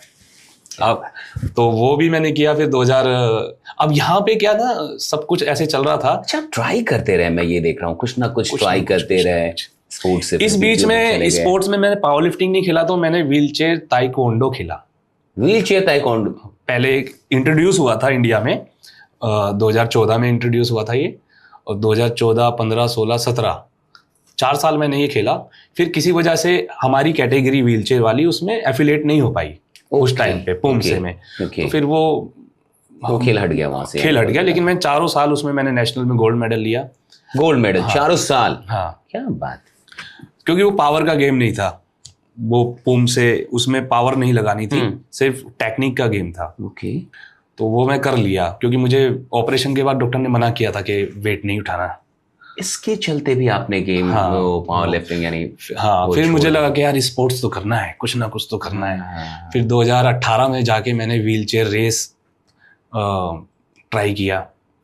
तो व्हीलचेयर रेस में मेरे पास व्हीलचेयर नहीं थी, तो फिर कहीं ना कहीं से कुछ अरेंज हुआ, कुछ सपोर्ट मिला थोड़ा बहुत। वो व्हीलचेयर रेस वाली बड़ी महंगी आती थी उस टाइम पे, 1.5 लाख की थी। अब तो 1.5 लाख की थी। अभी तो वो 5-5, 6-6 लाख की आती हैं। उस टाइम पे वो सस्ती सी चेयर थी एक मोटिवेशन की। तो मैंने वो ट्राई किया।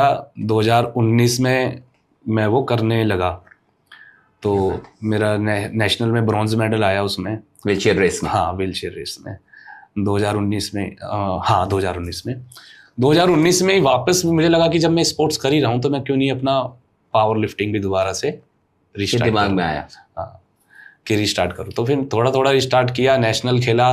तो मैं डॉक्टर से पूछा या कोई ऐसे डर? नहीं, फिर अब लगा ठीक है, सवाल ओके कर लेते हैं। जब पेन नहीं आ रहा तो ठीक है, पेन आएगा तो दिखा देंगे। तो 19 में मैं रिस्क टेकर तो रहे हैं आप सर, जिंदगी यही है ना, अगर आपने रिस्क नहीं लिया तो फिर क्या लिया। क्या बात है। बिना रिस्क के तो मजा ही नहीं आता ना सर। आप सीढ़ी चढ़ते हो, नॉर्मल सी बात है, आप गिरने का डर रहता है ना उस पर भी बहुत से, फिर भी चढ़ते हो। क्यों चढ़ते हो? रिस्क लेते हो। क्या बात। तो जब ये छोटे रिस्क ले सकते हो, वो भी छोटा ही है, वो भी छोटा ही है, क्योंकि खोएगा कुछ नहीं, मिलेगा बहुत कुछ। क्या बात है। खोएगा क्या, सीखोगे क्या अगली बार अच्छे से चढ़ना है।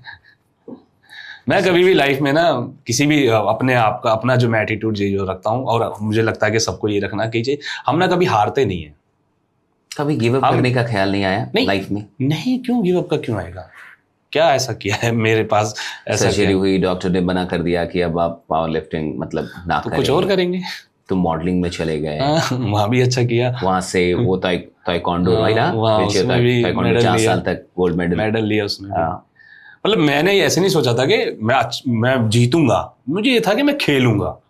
ये एटीट्यूड था आपका हमेशा से, मैं अच्छे से खेलूंगा, मॉडलिंग हारूंगा नहीं, मैं सीखूंगा या तो जीतूंगा, 2 चीज होंगी, या तो सीख के आऊंगा या जीत के आऊंगा। हमेशा मैं अपने किसी भी चैंपियनशिप में यही एटीट्यूड के साथ पार्टिसिपेट करता हूँ। अगर मैं जीत नहीं पाया हूँ तो मैंने बहुत अच्छा सीखा है उस दिन। क्या बात है। और ये ही बहुत बड़ी लेसन है। हाँ, या तो जीतूंगा या तो सीखूंगा भाई, हारने का तो कोई सवाल नहीं। हारने का है, हारना क्या है? हमने इन्वेस्टमेंट, अपने जो प्रैक्टिस की इन्वेस्टमेंट की है, जो भी टाइम दिया है, सब कुछ दिया है, हारने के लिए तो नहीं दिया ना। क्या बात है ना, वहां से कुछ तो सीख कर आएंगे ना, और अगली बार और अच्छे से फिर करेंगे पार्टिसिपेट। क्योंकि सीखना जिंदगी में मुझे लगता है कि कहीं भी आपको रोक नहीं सकता है, वो आगे ले ही जाएगा। तो फिर आप 2019 के बाद से ये मन में आ गया कि नहीं फिर से पावर लिफ्टिंग करें? एक्चुअली ये कैसे आया? हाँ। 2019 में मैं व्हीलचेयर रेस की प्रैक्टिस कर रहा था स्टेडियम में। फिर हमारे आते हैं कोरोना बाबा। 2020 में। 20 में आ गए।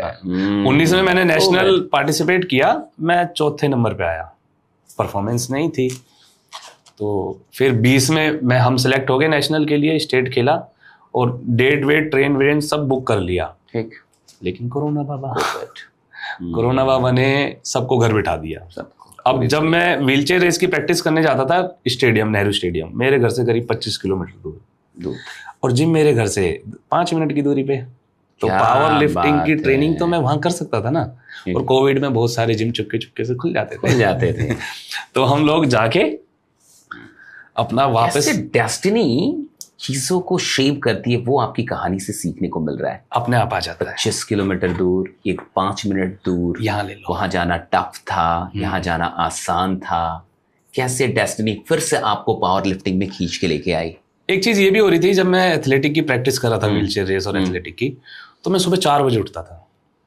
सुबह 4 बजे उठ के नहा धो के 5 बजे मैं निकलता स्टेडियम के लिए। 5:30 पौने 6 तक मैं स्टेडियम पहुंचता। वहां से मैं करता प्रैक्टिस 8 साढ़े 8 बजे तक। वहां के बाद मैं वहीं पे जो वॉशरूम होता था, नहा धो के कपड़े चेंज करके सीधा ऑफिस। सीधा ऑफिस JLN से नोएडा, बहुत दूर हो गया। 25 किलोमीटर। 50 किलोमीटर में मेरा मॉर्निंग का ये एक रूट था। अब पूरे दिन में ऑफिस में ब्लैक कॉफी पी के काम करता था। नींद आती थी थकावट के बाद। तो वो मेरे लिए परफॉर्मेंस वहां पे इनहेंस होनी नहीं थी, क्योंकि आपको रिलैक्स तो हो ही नहीं रही है मसल हमारी। तो फिर मुझे लगा कि यार पावर लिफ्टिंग सही है, सुबह वर्कआउट, शाम को आओ, अच्छे से वर्कआउट करो, खाओ पियो, सो जाओ, सुबह ऑफिस जाओ 5 मिनट की दूरी पे। हाँ। फिर कोविड के टाइम पे फिर ऑफिस जा नहीं रहे थे, तो खाली वर्कआउट कर रहे थे। तो मैं फिर वो स्टार्ट किया 2020 में। फिर 2021 में, अब यहाँ पे मेरी जॉब के साथ साथ प्रदीप भैया क्या एनजीओ है कि ADP, ठीक है, तो उन्होंने मुझे प्रोटीन स्पॉन्सर करना स्टार्ट कर दिया। उन्होंने देखा कि मैं मेहनत कर रहा हूँ, तो 2021 में मुझे भी लगा कि चलो अच्छा है प्रोटीन। मैंने कभी प्रोटीन खाया भी नहीं था उससे पहले, तो उन्होंने मुझे स्पॉन्सर किया। और मैं जॉब कर ही रहा था। फिर मैं 21 में वापस मैंने पावर लिफ्टिंग में कमबैक किया और बैंगलोर में मैं पार्टिसिपेट किया और ब्रॉन्ज मेडल फिर जीत के आया कमबैक में ही। हाँ, तो ब्रॉन्ज मेडल 21 में जीता। 2022 में फिर से ब्रॉन्ज मेडल जीता, नेक टू नेक पे। मैं सिल्वर जीत सकता था, लेकिन थोड़ी सी से रह गया, क्योंकि मैं फिर जॉब के साथ सारी चीजें कर रहा था। अभी भी जॉब चल रहा था, फिर भी पावर लिफ्टिंग कर रहे थे। वो सर खिलाड़ी तो अंदर था ना, खिलाड़ी अंदर था ना, वो मर नहीं रहा था। 2000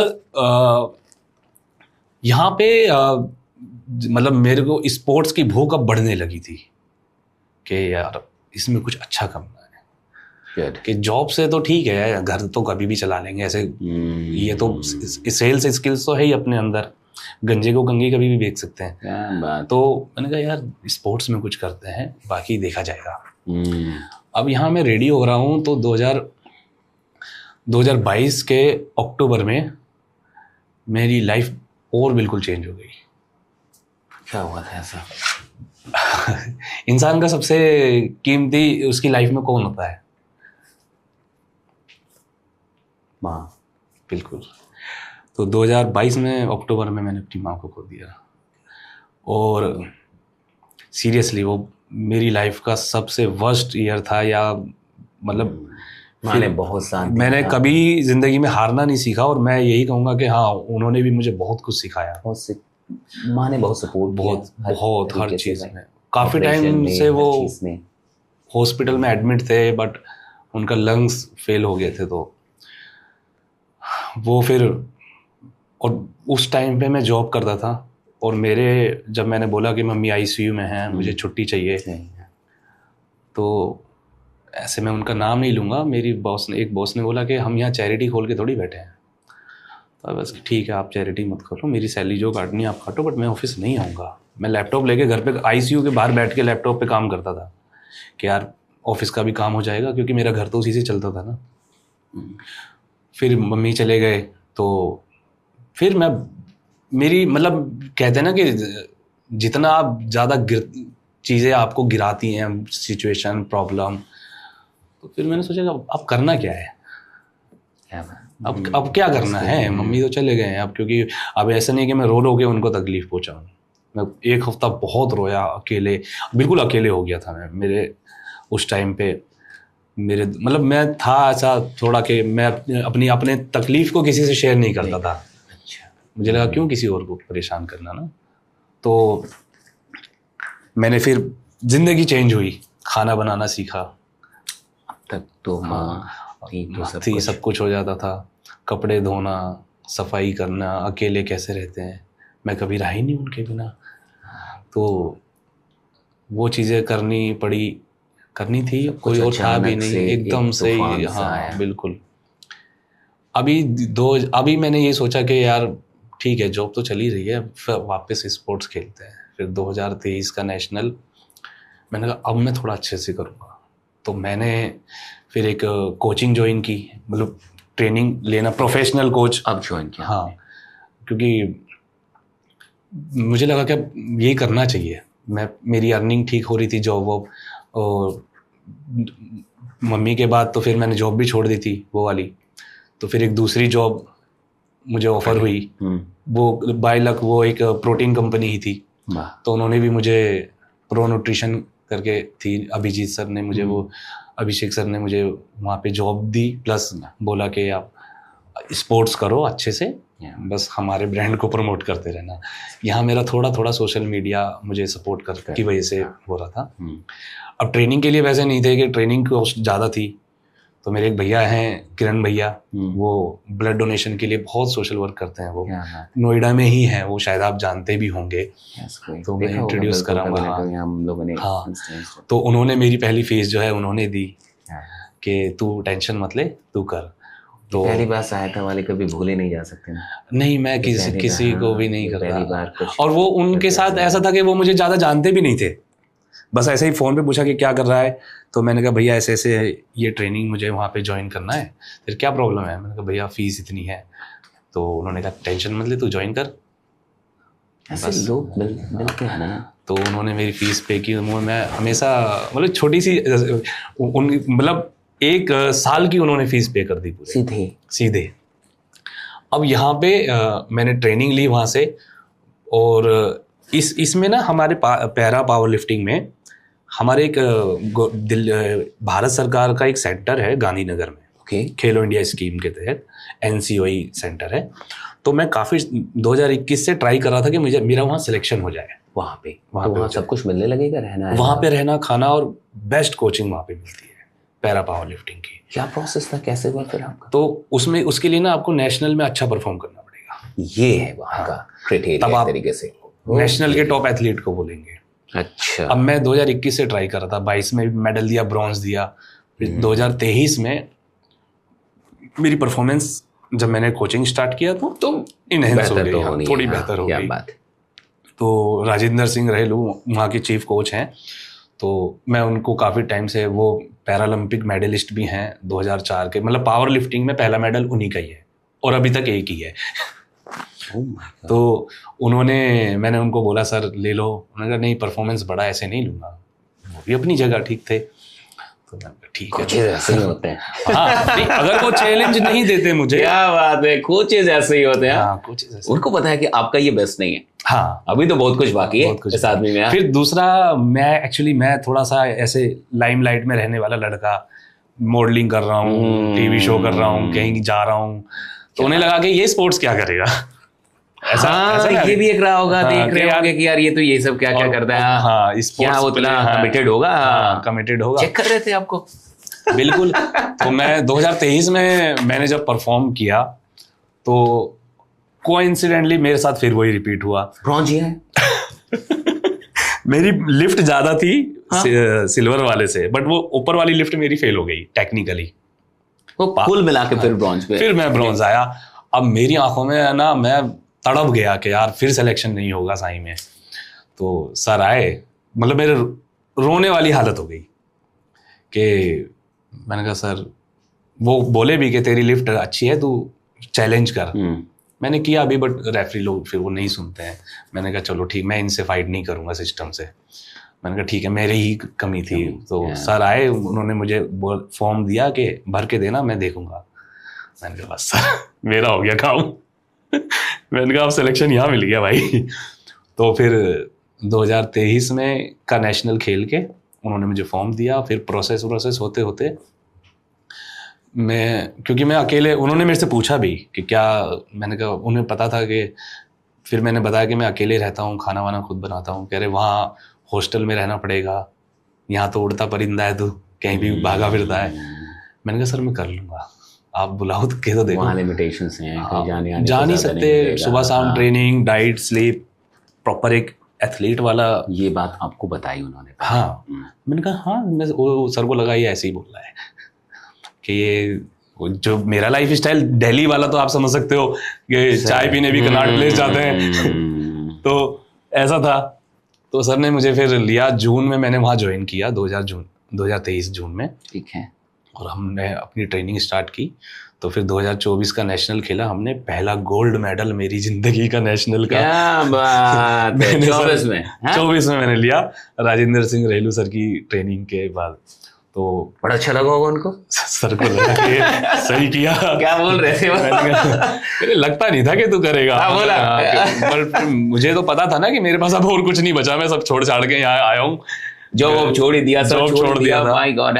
तो ये तो पता ही था कि अब यही करना है, जो करना है। ऑप्शन सारे चले गए। हमें खुद हटाने पड़ते हैं कभी कभी ऑप्शन रखना भी हानिकारक होता है। अगर मैं मॉडलिंग उसके बाद करता रहता या कोई भी शो वगैरह करता, एनर्जी डाइवर्ट होता। मैंने उसके बाद से कोई शूट या फैशन शो कुछ नहीं किया, खुद का सारा ध्यान व्हीलचेयर, डांस वगैरह सब हटा दिया मैंने। ये मुश्किल होता है? नहीं, 2008 में मैं सबसे पहले। मुश्किल होता है मतलब, क्योंकि आप मॉडलिंग कर रहे थे या आप कहीं कहीं जाके टॉक भी दे रहे थे, अचानक से सारी चीज़ों को, और उनमें ज़्यादा मज़ा है थोड़ा कि लोग मिलते हैं, टॉक कर रहा हूँ तो एक अच्छा लगता है, लोग आते हैं, हाथ मिलाते हैं, ये चीज़ होती है। और फिर अचानक से एक दायरे में अब बन जाना है, भाई कोई जानता नहीं, कुछ नहीं, अब बस यही करो। ये मुश्किल था? ये कैसे हैंडल किया आपने इस दौर में? ये बिल्कुल कि आप सारी चीज़ें कर रहे हो एकदम से। हाँ, और अचानक से एकदम से आप कर रहे हैं, भाई अब यही करना है, बस एक ही जगह जाके स्टक हो गए। तो फिर रहता कि चैलेंज, अगर मतलब मैं ऐसे अलग अलग चीज़ें सोचता हूँ कि यार अगर कोई क्राइम करके जाता है, क्रिमिनल अंदर जाके थोड़ी ना करता है फिर क्राइम, फिर तो वो सीखता है ना कुछ अच्छा। तो मैं ये जो दूसरे इंजॉय वाले जो क्राइम कर रहा हूँ लाइफ में, इनको छोड़ के यहाँ आगे कुछ अच्छा करेंगे हम, तो यहाँ से कुछ बेटर निकाल के जाएंगे इंशाल्लाह। तो फिर 24 में हमने गोल्ड लिया, 25 में भी हमने खेलो इंडिया और नेशनल में गोल्ड लिया। That's great. तो परफॉर्मेंस भी अच्छी, यानी इस साल ही? हाँ अभी लास्ट ईयर ही। और इसी के बाद फिर सिलेक्शन हो गया वर्ल्ड कप के लिए। पहली बार चाइना जाने का मौका। बीजिंग गए आप? हाल फिलहाल में आपने मुझे मैसेज किया था। बिल्कुल। और उस समय मैं दिल्ली में नहीं था शायद, जिसके चलते हमारी मुलाकात नहीं हो पाई जी। मैंने बेस्ट विशेस, मुझे पता था आप कुछ ना कुछ लेके आने वाले। कैसा रहा ये बीजिंग वाला? हाँ, बीजिंग वाला वर्ल्ड कप सर ऐसा था कि हम लोग, पावर लिफ्टिंग का वर्ल्ड कप था, पैरा पावर लिफ्टिंग का world cup, para powerlifting का वर्ल्ड कप था ये, और पहली इंटरनेशनल बड़ी चैंपियनशिप, पहला इंटरनेशनल, और वो भी सीधा चाइना।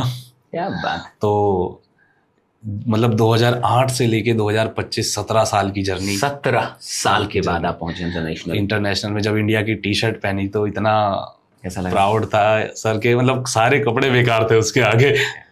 तो ये जो फिल्मों में जैसे भाग मिल्खा भाग देखिए और भी, बिल्कुल, तो जो वो क्रेज होता है सच में, वो अंदर से वो आता होगा बहुत। इंडिया का टी शर्ट पहनने के बाद, इंडिया का टी शर्ट पहनने के बाद बस अब ये ऐसा लग रहा था कि यार मजा आ गया। क्या बात। एक स्टेप, मैं जो चीजें छोड़ के आया था उसके बाद इंडिया की टी शर्ट पहना, बड़ी चीज है। वो जो मॉडलिंग के कपड़े थे उनसे कहीं ज्यादा बेहतर। क्या बात है। मॉडलिंग का मेकअप सब कुछ, वो फैशन शो, मैंने कहा वो सबसे बेहतर ये वाली ड्रेस है, इससे बेटर कुछ हो ही नहीं सकता। देश को रिप्रेजेंट, देश से बड़ा कुछ हो ही नहीं सकता है। तो वो अंदर था। 17 साल के बाद मौका मिला। और हम ट्रेनिंग में हम लोग ऐसे चल रहे थे, मैं कि थोड़ा सा कुछ पेन वेन चल रहा था शोल्डर में, तो ये था कि बस परफॉर्म करके आना है, क्योंकि फर्स्ट इंटरनेशनल में कोई मेडल एक्सपेक्टेशन नहीं होती है कि बस आप 3 लिफ्ट मिलेंगी, पास करके आ जाओ। ओके, एटलीस्ट आप रैंकिंग में तो आ जाओगे, वर्ल्ड एशिया और वर्ल्ड रैंकिंग में आप चढ़ जाओगे। ठीक। तो ऐसी एक्सपेक्टेशन थी नहीं कि हमें मेडल लाना है, हमें भी नहीं थी। हमें ये था कि बस अच्छा परफॉर्म करना है, अपना बेस्ट दे के आना। हाँ ठीक। तो कोच साहब को ये था कि इसका कॉन्फिडेंस तो ठीक है, क्योंकि स्टेज फेयर मेरे को नहीं, ये सब तो नहीं है। हाँ ये तो नहीं है। तो कंपटीशन जब चल रहा था तो मैं तो एकदम फुल एक्टिव मोड, इतना जोश अंदर मेरे था कि मैंने वो एनर्जी अपने अंदर कभी फील नहीं की आज तक। कि बैक स्टेज पे जो हम वार्म अप कर रहे थे तो मेरे एक को कॉम्पिटिटर थे, उनका स्टार्ट मेरे से ज़्यादा था। ओके, मैंने 145 लिया था, उनका 150 था, और 145 के 2 लोग थे, और हम ये 3 लोग थे जिनमें से किसी एक को ब्रॉन्ज जाना था, उसमें मैं भी था। लेकिन 150 वाला जब वो मेरे से स्टार्ट उसका ऊपर था तो मुझे लगा कि ऑलरेडी वो स्टार्ट ऊपर ले रहा है, बट मेरा कॉन्फिडेंस ये था कि अगर इसकी लिफ्ट, वो भी फर्स्ट टाइम आया था। मैंने ये चेक कर लिया सारा लिस्ट विस्ट निकाल के। क्या बात है। मैंने कहा इसका कॉन्फिडेंस लेवल डाउन कर दूंगा मैं। हाँ। तो बैक स्टेज जो मेरा एटीट्यूड था वो नेक्स्ट लेवल था बिल्कुल। मतलब मैं अपने आप को ऐसे नहीं कहूंगा कि मैं ऐसे वो नहीं कह रहा, बट हाँ मैं अपने आप को बहुत मोटिवेट कर रहा था। कोइंसिडेंटली वार्म अप एरिया में पीछे की साइड उन्होंने एक कोने में ना 3 मेडल सजा के रखे हुए थे। अब मैं बार बार जाता और मेडल को देख के आता और मैंने कहा यार एक लेना है। तो हुआ ये कि मैंने 145 स्टार्ट लिया, वो पास हुआ, और जो मेरा कॉम्पिटिटर था उसने 150 से डाउन करके स्टार्ट 146 ले लिया। मैं समझ गया कि अब ये गया। आपने फिर कहा नेक्स्ट अटेम्प्ट मैंने लिया 151। That's great। तो मैंने 151 लिया, उसका पहला अटेम्प्ट फेल हो गया उस बंदे का, फिर तो 2 ही रहा, तो वो तो हो गया। तो दूसरे अटेम्प्ट में उसने फिर वही रिपीट किया, पास कर लिया। अब मैं ऊपर आ गया 151 के साथ, मैं ब्रॉन्ज पे आ गया। ठीक।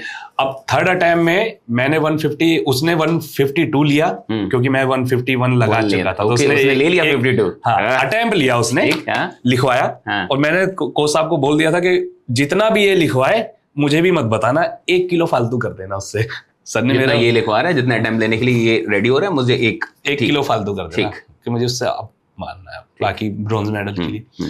तो कोइंसिडेंटली ये हुआ कि तीसरी लिफ्ट उसने फेल कर दी, और मैंने तीसरा अटेम्प्ट लिया भी नहीं था, मेरा ब्रॉन्ज कंफर्म हो गया। उसके लिए दुख हुआ मुझे, क्योंकि वो भी एथलीट था, और हाँ लेकिन मैं अपने तरीके से कोच साहब की अच्छी गाइडेंस के साथ में ब्रॉन्ज मेडल लेके आया। तो सर मैं सर के ऐसे गले लग गया, इतना दिल को खुशी मिली मेरे को। वो दौर एडमिशन लेने का साई में कि ले लो सर। उस दौर से एक इंटरनेशनल लेवल पे भारत का झंडा फहराना, और वो जो मोमेंट था जब एंथम गाना जब चल रहा था, राष्ट्रीय गान तो हमारा नहीं चला सर, वो क्योंकि गोल्ड वाले का चलता है, गोल्ड वाले, लेकिन झंडा तो फहरता है, झंडा हमारा था, फ्लैग था वहां पे हमारा, तो वो तो ऐसे गान भी चलेगा, आप एक दिन वो भी चलवाएंगे इंशाल्लाह, इसमें कोशिश अपनी पूरी करेंगे। तो यहाँ पे सर जैसे ही हम लोग आए तो एक चीज वो कहते हैं ना कि जब आप पॉजिटिव चीजें आप अपने आप आपके पास आती हैं, आप पॉजिटिव रहते हो, तो मेरे को बड़ा शौक शुरू से, वही सर फैशन शो किया तो मैं कपड़े पहनने का मुझे बड़ा अच्छे कपड़े पहनूं, ये मुझे बड़ा शौक रहता था। तो टूर्नामेंट में जाने के लिए भी मैं कुछ ब्रांड के कॉपी सस्ते खरीद के मैं लेके गया था कि यार ब्रांड के कॉपी ले लो, ब्रांड तो बहुत महंगे हैं। तो पता नहीं वो ऊपर वाला ना कहीं से आपकी रिकॉर्डिंग या दिमाग का सुन लेता है। तो वहाँ मुझे पता लगा हमारी टीम मैनेजर, फेडरेशन के लोग बहुत अच्छे थे सब लोग, चेयरमैन सर जेपी सर और सीईओ वहाँ के नितिन सर जो थे वो एक स्पोर्ट्स ब्रांड के साथ जुड़े हुए हैं, शिव नरेश। तो शिव नरेश स्पोर्ट्स के साथ उनका सर देखते हैं अच्छे। तो उन्होंने ना मेरी पोस्ट डाली, तो कोलैबोरेशन डाला शिव नरेश ने। तो मैंने सर से पूछा, मैंने कहा सर मेरे वो कोलैबोरेशन डाला है, तो मैं तो ऐसी इन्फ्लुएंसर हूँ तो पूछूंगा ना, एक अंदर से लालच तो आएगा ही कि भाई कपड़े वपड़े कुछ दिलवा दो। तो मैंने कहा सर वो कोलैबोरेशन डाला है तो कुछ ऐसा कराओ ना, कुछ वीडियो कोलैब डाला है तो कुछ। तो सर खुद ही बोले आप स्पॉन्सर हो गए हमारे यहाँ से। कह रहे हाँ, कह रहे शिव नरेश से आपका हमने कर दिया। मैं बड़ा खुश हुआ। मैंने कहा सर, तो फिर कुछ बजट उन्होंने साल का रखा, और मतलब मैं कह रहा यार लोग एक ब्रांड भी जुड़ गया, तो वो चीज अपने आप चीजें आती हैं। यार खेलों को लेके मतलब सरकार काफी अभी सपोर्टिव है सर, सेंटर बन रहे हैं अभी, जैसे कि जिस सेंटर में मैं अभी ट्रेनिंग कर रहा हूँ ऐसा सेंटर पहले था ही नहीं। 2008 में जब मैंने किया था और छोड़ दिया था किसी अपनी फैमिली प्रॉब्लम की वजह से। काफी पहचाना है सरकार ने आप लोगों को इस तो पूरे खेल को। जी 2016 में जब भारत के 4 मेडल आए थे ठीक। रियो ओलंपिक में, तो पैरा स्पोर्ट्स काफ़ी पॉपुलर हुआ, जिसमें हमारी दीपा मलिक मैम मेडल लेकर आए थे। तो उनके मेडल से बहुत लाइमलाइट में आया पैरा स्पोर्ट्स को एक। उसके बाद फिर Deepa ma'am para Olympic committee जो फेडरेशन है नेशनल, उसकी प्रेसिडेंट भी वो ही बन गए। तो उन्होंने फिर बहुत अच्छे चेंजेस, पैरा स्पोर्ट्स को बहुत ग्रूम हुआ, बड़े बड़े ब्रांड्स पैरा स्पोर्ट्स के साथ जुड़ने आए और वो आज भी वो जुड़ के काम कर रहे हैं। और गवर्नमेंट का सर सेंटर जो है एनसीओ गांधीनगर है, लखनऊ में भी पावर लिफ्टिंग चालू कर दिया है। तो अब न्यू एथलीट को मौका, अगर आप नेशनल में परफॉर्म करो यहाँ पे, अभी जो स्टेट गवर्नमेंट है, जैसे कि अगर मैं बात करूं, वहां पे हम थोड़ा सा अभी लैग कर रहे हैं। बट सेंटर दिल्ली अब अच्छा, हाँ दिल्ली में अभी न्यू स्कीम शायद बनने वाली है, पता नहीं, लेकिन जैसे कि अदर स्टेट है, तेलंगाना है, ये तमिलनाडु है, हरियाणा है, यूपी है, बिहार है, यहाँ सब जगह नेशनल के मेडल पे अच्छा कैश अमाउंट है। ओके 3 लाख है, कहीं पे 5 लाख है, लेकिन हमारे दिल्ली में ये कई साल से बहुत कम है। और सेंटर देती है कुछ? जी सेंटर नहीं देता नेशनल पे। ओके तो हमारा सिर्फ 62,000 है कई सालों से गोल्ड पे, वो भी दिल्ली का। तो अभी देना चाहिए। हाँ सही बात है, अगर ऐसा है तो बिल्कुल बढ़ाना चाहिए। बिल्कुल बड़ा सुन रहे हो रेखा मैम तो प्लीज बढ़ा देना। बढ़ा देंगे, अगर रेखा मैम तक की बात चली जाएगी तो बढ़ा देंगे। बिल्कुल क्योंकि इसकी ये दिल्ली को इसका लॉस बहुत हुआ है। कैसे? क्योंकि मैं एक बहुत टाइम से खिलाड़ियों को जानता हूँ, कितने बड़े बड़े खिलाड़ी ऐसे हैं जो पहले दिल्ली को रिप्रेजेंट करते थे, लेकिन क्योंकि उनको फाइनेंशियल असिस्टेंट अच्छा नहीं मिला तो वो पलायन कर गए, हरियाणा, यूपी या जो उनके रूट्स वाले जो विलेज स्टेट थे वो वहाँ चले गए। अभी दिल्ली में बड़े खिलाड़ी देखा जाए तो बहुत कम है, बहुत कम है अभी। दिल्ली का लॉस है भाई। हाँ तो अब अभी अगर वो पॉलिसी बनेगी और उनको सबसे ज्यादा जरूरी होती है जॉब। सैलरी में मिलती है आप लोग को जॉब या कुछ ऐसा मिलता है? सर जॉब में प्रोविजन है, लेकिन जैसे एक नॉर्मल एक एथलीट अगर होता है वो नेशनल मेडल लेता है तो उसको नेशनल मेडल पे जॉब प्रायोरिटी पे मिल जाती है। ओके लेकिन पैरा स्पोर्ट्स में बहुत फाइट है, हमें नेशनल लेवल पे जॉब नहीं मिलती है। हम इंटरनेशनल बड़े गेम में अगर जैसे मेडल लाते हैं, एशियन चैंपियनशिप हुई, एशियन गेम्स हुए, world championship, Commonwealth games, Paralympic games, इनमें मेडल होता है तो जॉब के चांस यानी आप लोग का कंपटीशन और ऊपर बहुत हाई है।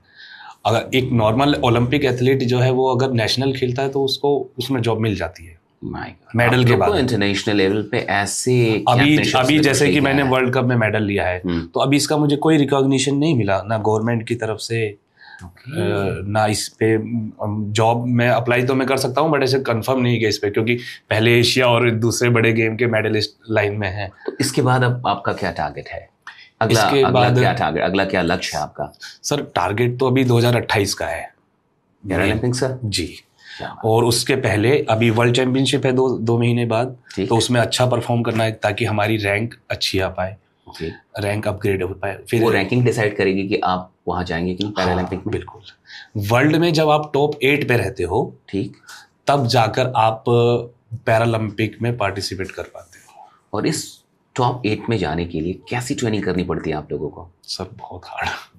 कुछ बताइए ट्रेनिंग के बारे में, क्या रूटीन होता है? अभी तो मेरी वीडियो देख के कोच साहब कह रहे हैं बेटा तू आ जा, तू यहाँ पे ये वीडियो कर रहा है बड़ी बड़ी बातें कर रहा है, तेरी लिफ्ट अगर नहीं लगी तो बताऊंगा तुझे। तो रिगरस ट्रेनिंग है, यानी दिन रात एक करके, सुबह शाम हर चीज का डिसिप्लिन होता है। डिसिप्लिन बहुत कितना इंपॉर्टेंट है डिसिप्लिन, सिर्फ खेल में नहीं, जिंदगी में बाकी चीजों में बहुत इंपॉर्टेंट है। क्या ऐसे लोगों को भी आपने देखा है जो टैलेंटेड थे लेकिन डिसिप्लिन्ड ना होने के चलते वो वहां तक नहीं पहुंच पाए जहां तक पहुंचने की क्षमता थी उनमें? हाँ ऐसे हम किसी को ऐसे नेगेटिवली टारगेट नहीं कर सकते हैं। अगर कुछ लोग वो खुद बेहतर जानते हैं, बहुत सही, तो हम बट ये होना तय है कि अगर आप कितना भी टैलेंट आपके अंदर है लेकिन डिसिप्लिन नहीं है तो आप फाइनली वहां तक नहीं पहुंच पाओगे। डिसिप्लिन बहुत जरूरी है। कैसे आप लोग अपने माइंडसेट को तैयार करते हैं? क्या ये इसलिए होता है क्योंकि कोच हैं, एक पूरा सिस्टम आपके ऊपर लगा हुआ है, आपकी मजबूरी है, या फिर इस डिसिप्लिन को मोहब्बत से जोड़ा जा सकता है, इसको पैशन बनाया जा सकता है? एज ए प्लेयर तो मुझे ऐसा लगता है कि जितनी चीज़ें मिल जाए कम है। ये जो चीज़ें हैं कोच, सपोर्टिंग स्टाफ और डाइट्स, अच्छे से सोना, ये जितना बेहतर हो जाए उतना कम है। मतलब ये ज़्यादा होना चाहिए खूब, क्योंकि इसमें कोई कसर छूटनी नहीं चाहिए। अगर रात को मैं 11 की जगह 11:30 बजे सो रहा हूँ तो मैं अपने साथ गलत कर रहा हूँ। अच्छा, राइट टाइम, आधे घंटा अगर मैंने बॉडी को अपने जो 8 आवर का जो स्लीप है, 6 आवर का, 7 आवर का, अगर वो नहीं दिया है तो डिसिप्लिन तो सर ये तो बहुत इम्पोर्टेंट चीज़ है कि जो हमें हर चीज़ में रखना ही चाहिए। अदरवाइज देखो, आप जितने भी लेजेंड्स हैं या क्रिएटर हैं, हिस्ट्री क्रिएटर हैं, उनका वो डिसिप्लिन पे ही रहे हैं अपने। जितने भी लीजेंड्स बने, मांझी सर को देखो, उन्होंने पहाड़ तोड़ दिया एक रेगुलर रोज काम करने के चलते उन्होंने पहाड़ तोड़ दिया। तो हम तो इतनी शक्ति है सही में, कंसिस्टेंसी बहुत जरूरी है। और ये चीजें आपको आपके साथ एक अच्छा मेंटर है। 2008 से इंपॉर्टेंट रोल है कोच का, बहुत इम्पोर्टेंट है सर। मुझे लगता है कि कोई एथलीट अपने आप को ये कह ही नहीं सकता है कि वो बिना कोच के चैंपियन बन सकता है। मुझे नहीं लगता। कोई ना कोई तो उसका बहुत बड़ा रोल होता है, बहुत बड़ा रोल। कोई ना कोई तो लगे रहते हैं कोचेस आप लोग के पीछे। मैं बोलता रहा हूँ, ये वीडियो देख के सर डांटेंगे बेटा तू माय गॉड। अब कोचेस को बहुत खुशी होती होगी, मुझे लगता है आप लोगों से भी कहीं ज्यादा। वो जैसे कि हमारे कोच जो हैं, मैंने बताया कि वो सेम स्पोर्ट्स से हैं, उनको तो और खुशी होती होगी। तो वो जो उन्होंने चीज़ें उनके टाइम पे जो स्किप हुई हैं किसी वजह से, जान के तो उन्होंने नहीं की होंगी, क्योंकि हम जो लेजेंड इंसान, तो वो अपनी छवि हर खिलाड़ी में देखना चाहते हैं कि ये मेरे जैसे क्यों नहीं बनते हैं, और जब तक वो डंडा मारते ही रहते हैं। बहुत बहुत अच्छा लगा आपसे बात करके। मुझे लगता है ये सिलसिला बहुत लंबा चल सकता है अगर हम लोग चलाएं। जी। और मैं आपको फिर से बुलाना चाहूँगा। मैं चाहूँगा कि जब 40-50 और लोग बैठे रहें इधर, हाँ, और बच्चों को बुलाया जाए कॉलेज के, तो आपसे रूबरू हों। ऐसा एक और आपके साथ मैं पॉडकास्ट करना चाहूँगा, एक शो करना चाहूँगा। बिल्कुल सर, और मुझे बहुत अच्छा लगा। और जितनी भी बातें हुई हैं, मुझे लगता है कि इस पॉडकास्ट से बहुत लोग बहुत कुछ लेके जाएंगे। कोई एडवाइस देना चाहेंगे आज के यूथ्स को? बहुत जल्दी डिप्रेस हो जाता है, छोटे मोटे ब्रेकअप से परेशान हो जाता है। कुछ बच्चों को मैंने देखा जो इंजीनियरिंग में या इन सब चीज़ों में वो कुछ एग्ज़ाम्स में फेल हो गए एंड ऑल। हाल फिलहाल में किसी बच्चे को मैंने देखा सुसाइड करते हुए और नोट लिखते हुए, सुसाइड नोट की, मम्मी पापा सॉरी मुझसे नहीं हो पाया, लाइक दिस एंड दैट। मुझे बड़ी तकलीफ भी होती है। क्या एडवाइस करना चाहें, क्योंकि you are the real inspiration, आप लोग रियल इंस्पिरेशन है। उस 81% डिसेबिलिटी से उसको अपनी पहचान आप नहीं बना रहे, आप उससे हट के एक नई पहचान, और ना सिर्फ पहचान बना रहे हैं बल्कि देश का नाम रोशन कर रहे हैं आप लोग। तो क्या मैसेज देना चाहेंगे?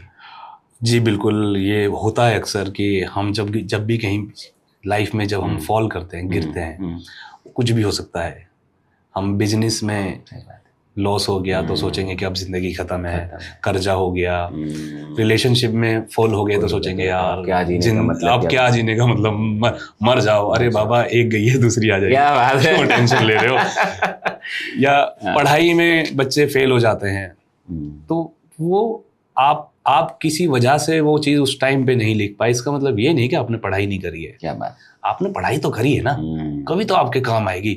और कभी भी देखना, किसी बड़ी कंपनी का सीईओ जरूर नहीं है कि वो टॉपर ही हो। बहुत सही बात है, बहुत सही बात है ना। तो ऐसा नहीं होता कि कोई बहुत बड़ा बिजनेसमैन जरूरी नहीं कि बहुत पढ़ा लिखा होगा। हाँ, ये भी तो आप क्रिएटिव होने चाहिए, क्रिएटिव होने दैट्स द पॉइंट। अगर आप क्रिएटिव नहीं हो तो फिर आप हारते ही रहोगे, मतलब आप फिर वो सुसाइड पॉइंट लिखोगे फिर वो, ये चीजें।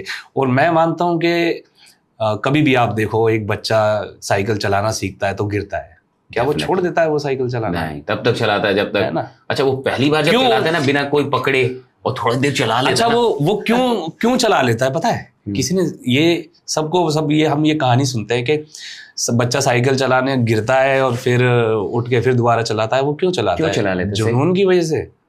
जुनून तो एक है ही, ठीक है, हाँ, वो तो सबको पता है, मैं भी चला लूं, हाँ सब चला रहे हैं तो। लेकिन जब वो गिर रहा है और फिर वो दोबारा उठ रहा है, इसमें क्या हो रहा है पता है? मैं आपको बताता हूँ। लाइफ में ना जब भी आप गिरते हो एज ए कुछ भी किसी भी स्टेज पे जब भी आप गिरते हो ना चीज में, किसी भी चीज पे गिरते हो तो वो आपकी डिसेबिलिटी, आपकी कमी आप गिरती है। और ऐसा तो है नहीं गिर के आप मर गए, जिंदा तो हो ना। क्या बात। और उठोगे किस वजह से? जो नेगेटिव था वो गिर गया, आपके अंदर जो पॉजिटिविटी है, जो आपकी एबिलिटी है वो आपको उठाएगी। और जितनी बार गिरोगे आपकी डिसेबिलिटी गिरती जाएगी और हर बार आपकी एबिलिटी आपको ऊपर उठाती जाएगी। तो यार लाइफ में कुछ भी हो जा रहा है जो जान दो, जो खो रहा है खोने दो, दोबारा कोशिश करो।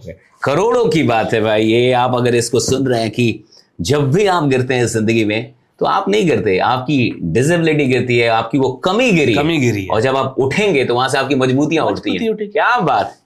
हमने ठोकर आप नहीं गिरे, आपकी कमियां गिरी हैं। सीधी सी बात है ना। जो जिस काम में मैं एक्सपर्ट नहीं था उसी वजह से तो फेल हुआ, होता तो नहीं होता ना फेल। सही बात। तो भाई ठीक है, अगर मैं मॉडलिंग में मुझे काम नहीं मिला तो मेरे और हर बार गिरने से आपकी कमियां कम हो रही हैं। गिर गई ना, फिर गिर गई तो कम होती जा रही। और जितनी बार आप उठ रहे हैं उतनी बार आपकी मजबूतियां बढ़ रही हैं, आपका स्ट्रेंथ बढ़ रहा है, आपके अंदर वो जो पॉजिटिव चीजें वो बढ़ती चली जा रही है। मौका मिल रहा है दूसरी चीजें करने का। एक चीज आप नहीं कर पाए, गिर गए, ठीक है, अब दोबारा चीज करो, अच्छे से करो। That's great. मजा आया आपसे बात करके Gulfam Ahmed. Thank you sir. आप बहुत आगे जाएं, आपको ढेर सारी दुआएं। और जितने भी लोग इस पॉडकास्ट को देख रहे हैं कमेंट करके जरूर बताइएगा आपने क्या सीखा, क्या आप चाहते हैं कि सर को फिर से बुलाया जाए, ये भी कमेंट कीजिएगा और शेयर कीजिए। ऐसे लोग रियल हीरोज हैं, रियल इंस्पिरेशन है जो हम सबको जिंदगी जीना सिखा सकते हैं। और कोई नहीं जानता कौन सी बात, कौन सी चीज इन सब हीरोज की किसकी जिंदगी को ट्रांसफॉर्म करके निकल जाए। तो एक बार फिर से एसकेटी की पूरी टीम की तरफ से मैं आपका शुक्रगुजार हूं। बहुत बहुत शुक्रिया और ढेर सारी दुआएं आपको आगे। Thank you sir, thank you. Thank you.